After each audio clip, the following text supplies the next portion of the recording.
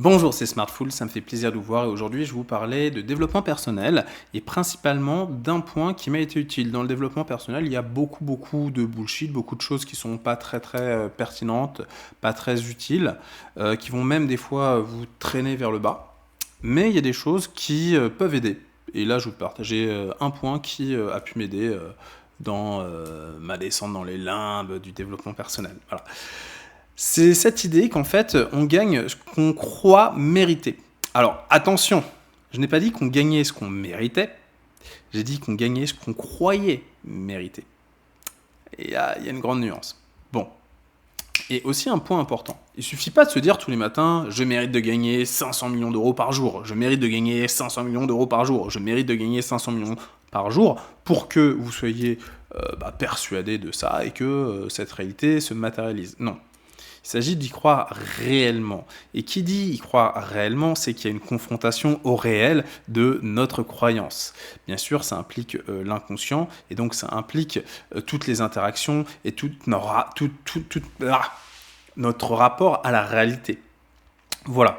Est-ce que, voilà, mettons qu'un smicard, donc quelqu'un qui gagne grosso modo 1200 euros par mois, est capable d'aller voir son patron en pensant réellement qu'il mérite d'être augmenté à 500 millions par jour. Voilà. Évidemment, même pas par mois, mais par jour, en disant voilà, je pense que c'est totalement légitime, je ne comprends pas, mais pourquoi? Bon, non, à moins d'être totalement fou et de. Voilà, il va pas y croire.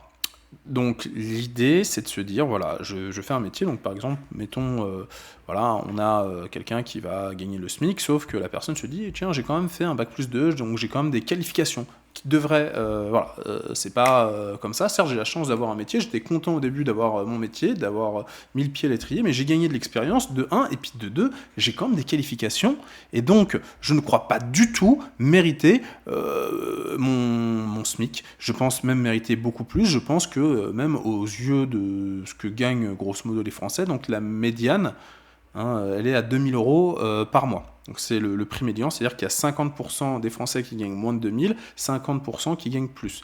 Et donc peut-être que la personne se dit, voilà, avec les qualifications que j'ai, avec l'expérience que j'ai, par rapport au marché dans lequel je suis, à la valeur ajoutée que je fais, mon métier est quand même complexe, demande beaucoup de compétences techniques, on voit qu'il y a des gens qui sont difficilement opérationnels, je pense mériter réellement 2000 euros par mois. C'est ça, quand je dis voilà, croire réellement mériter, donc c'est à travers la confrontation au réel. Et donc voilà. On va me dire, ok, c'est simple, mais tout le monde fait cela. Ben non, parce que par exemple, il y a des mathématiciens, des chercheurs qui voilà, sont payés beaucoup moins que la médiane, qui ont 1500, 1800, beaucoup de chercheurs. La recherche est extrêmement mal payée, et pourtant ça apporte une grosse valeur ajoutée au monde. Mine de rien, in fine, quand tu fais je vais dire une démonstration mathématique, mais quand tu trouves une nouvelle formule mathématique, ça va être utile dans tout un pan, dans plusieurs pans de différentes sciences, ça va être utile donc dans différentes industries. Donc, il est donc légitime de se dire, si vous voulez qu'il y ait encore un pôle mathématique en France, étant donné que j'ai fait un doctorat, étant donné que j'ai fait quand même de belles publications, que je suis quand même, que j'ai une cote assez bien, non, vous n'allez pas me payer 1500, vous allez rajouter plusieurs zéros. Et là, pour le coup, on peut se dire, je sais l'impact que je peux avoir, donc voilà. Et les gens, je pense que les chercheurs en mathématiques sont des gens plutôt introvertis, et donc ils n'osent pas déjà se dire, tiens, mec, je mérite en fait beaucoup plus. Ils se disent un peu, mais leur confrontation réelle se disent, mais non, peut-être pas, parce que c'est vrai qu'en fait, on est un centre de coût, nanani, nanana, bon, il y a une dévalorisation.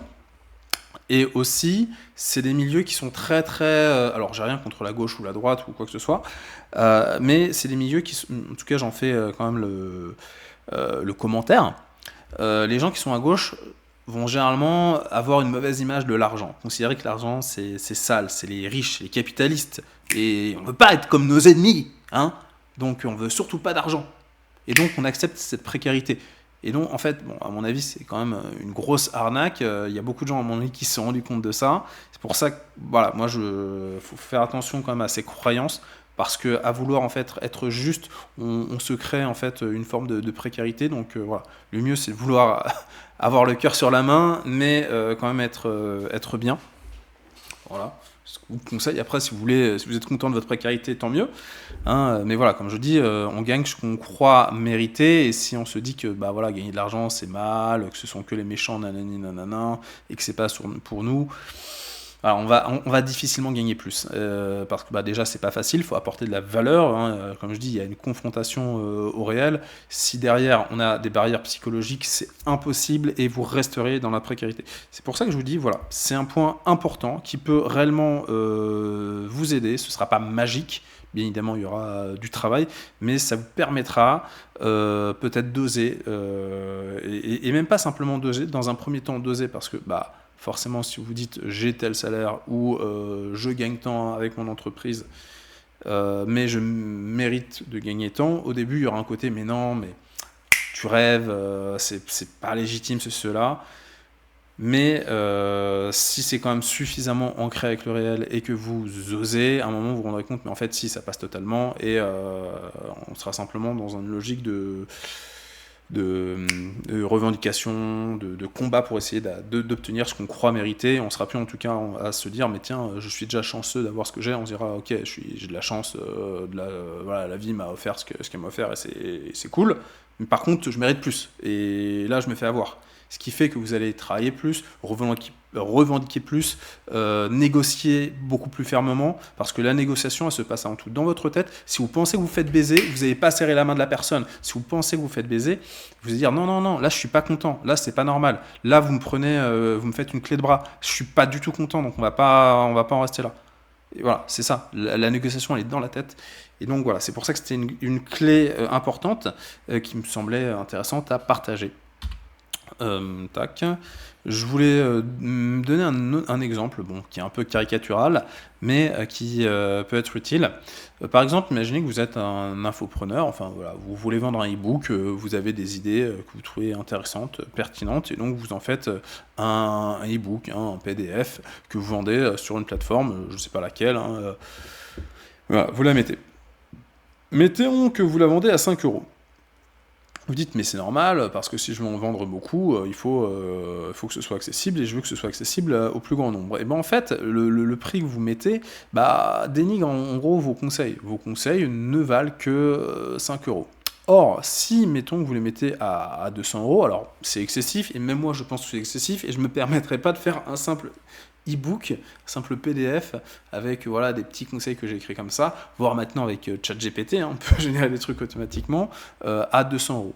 Par contre, si on le met à 200 euros, ce qu'on renvoie quand même au monde, c'est j'estime mes conseils, je considère que ce simple petit PDF, c'est pas qu'un petit PDF, c'est des conseils qui viennent de moi, et moi je suis pas n'importe qui, je pense avoir, voilà, quand je parlais de confrontation réelle, je crois pouvoir mériter, je crois avoir atteint un niveau de réflexion, de compréhension, d'achievement qui me permet de valoriser suffisamment mes conseils pour me permettre de les vendre à 200 euros. Bon, voilà, c'est pour vous donner le truc. Je ne demande pas de faire des PDF, de vendre des PDF non plus à 200 euros, c'était simplement pour vous donner un peu une vision des choses. Moi personnellement, j'achèterais pas un PDF à 200 euros. Voilà, je voulais simplement dire que c'était la démarche de se dire tiens, j'ai confiance en moi, et moi j'ai déjà vendu des e-books à 5 euros. Voilà, j'en ai pas vendu beaucoup, et c'est vrai que dans la logique d'infopreneur, généralement quand on est un infopreneur, on n'a pas des millions de gens qui nous suivent, on en a tout au plus, je sais pas, 10 000, enfin après ça dépend à quel niveau, hein. Il y a les plus connus, mais bon. Mettons que si vous avez une logique d'infopreneuriat, vous voulez faire un peu d'infopreneuriat, et vous arrivez à vous créer une petite audience, voilà, il y a peu de risques que ça atteigne plus de 10 000 personnes. Et donc, si vous vendez à 5 euros votre truc, bon, déjà, il n'y aura pas les 10 000 personnes qui vous suivent qui vont acheter. Il y en aura certainement, voilà, sur les 10 000, peut-être 100. Et donc, vous ferez 500 euros. Bon. Est-ce que ça valait le coup de faire un e-book pour 500 euros ? Bon, c'est à la fois pas mal d'argent, mais en même temps, bon, ça prend quand même, mine de rien, un peu de temps. Par contre, si vous le vendez peut-être à 200 euros, bon, là, il y en a pas 100 qui vont l'acheter, mais il y en a peut-être 10 parce qu'ils aiment bien votre contenu, parce qu'ils ont envie de vous soutenir, parce qu'ils se disent tiens, mais ces idées, elles sont vraiment pertinentes, elles m'aident vraiment, elles me font vraiment avancer. Alors 200 euros, c'est une bonne somme, mais il y aura les 2-3 conseils qui vont m'aider à aller plus loin.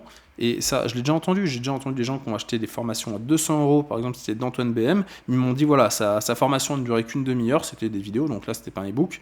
Mais ils me disaient, purée, ça m'a vraiment aidé, ça m'a vraiment fait décoller. Et donc, les gens étaient prêts à racheter d'autres formations d'Antoine BM parce qu'ils considéraient que les conseils qui étaient donnés étaient vraiment pertinents et leur permettaient d'aller plus loin. Bon, mettons que vous avez 10 personnes dans votre audience qui sont prêts à acheter vos produits à 200 euros, bah mine de rien, ça vous fait 2000 euros. Et donc, quand vous faites un e-book et que vous le vendez à 200 euros, voilà, vous vous rendrez compte, avec 10 fois moins d'acheteurs, et bah vous faites quand même 4 fois plus d'argent parce que vous l'avez vendu à 200 euros. Donc voilà, ça peut être pertinent et on voit bien que bah, le côté s'estimer, hein, et que comme je dis, penser enfin croire, mais réellement, et quand je dis réellement, c'est pas se dire ok bah réellement je crois, non, c'est au plus profond de soi qu'on mérite plus, et bah ça peut permettre voilà de gagner plus.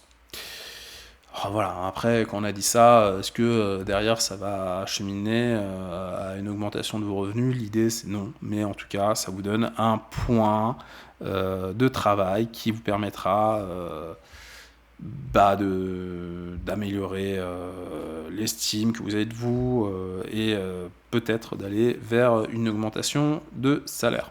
Et donc c'est pour ça que je pense que c'est utile de vous partager cette information et c'est pour ça que je vous ai fait cette vidéo. En espérant que ça vous aide. Je vous dirais bien, si ça t'aide, mais laisse un commentaire, sauf que non, je sais que ça prendra du temps. Mais mine de rien, si vous avez vu cette vidéo, si tu as vu cette vidéo et que tu dis putain, 1 mois, 2 mois, 3 mois, 6 mois après, tu dis mais ça m'a vraiment été utile, c'est vraiment cool, n'hésite pas à revenir sur la vidéo et laisser un commentaire. Ou simplement si tu veux m'aider, même s'il n'y a pas raison particulière de m'aider parce qu'il y a plein de gens, plein de créateurs sur le web maintenant, hein, donc bon. Mais si tu veux quand même m'aider, si tu m'aimes bien, cool, laisse un petit commentaire et un petit pouce bleu, ça fera plaisir. Sur ce, c'était Smartful, je te souhaite une très bonne journée. À bientôt.